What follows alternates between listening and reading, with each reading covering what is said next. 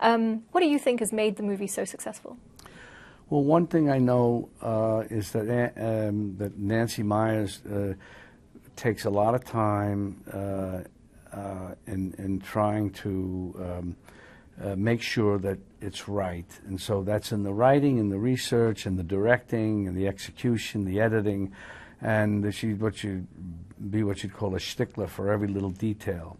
And sometimes it can be, she could even be, you know, not criticized for it, but kind of thought of, oh God, you know, she's doing it again and over the takes. But I understand it because it's just the way it is, and sometimes you can't explain it. It's illogical that why you do it over and over again. Though she does explain it, you have to have what she has, that kind of obsession with obsessiveness with detail to get it the way she sees it.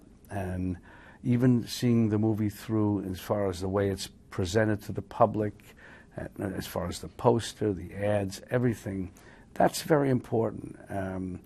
Because I know my own experience, I did one movie, I let it go, and I wish I had done what I wanted to do for that film. Not that it would have made it better or would have done better at the box office, but at least I know at the end of the day, 40, 50 years from now, you look at that movie, you know there's something special about it, and no matter what it does. I'm going to guess, though, that that's not the first time you've seen obsessive behavior to some extent in making movies. You've got to be a little bit obsessive, right? You have to be. You have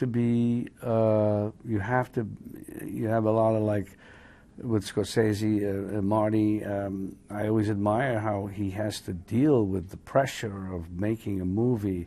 And there's a lot of pressure, I know, because I've directed a couple of movies. When you're an actor, they don't want to put that pressure on you. You feel it indirectly because you might be told, well, we can't do this scene, or we can only do it for one day, and we really need two.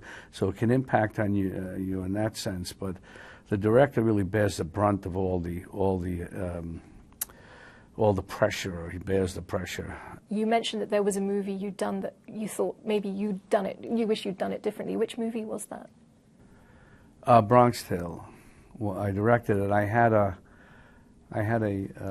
graphic designer who I met named Saul Bass, who since passed away. And I wish that I had used him, because I look at that poster every day, and I wish because no matter what would have happened, the film would have been received the way it did. It would have had a memorable poster instead of two guys looking at each other that you've seen in a million movies, which is unimaginatively done. And I, because of concerns of other things in the film, didn't follow through on saying, no, I want this, I should have had them do it. Stuff like that. You live and learn, right? You live and learn, yeah.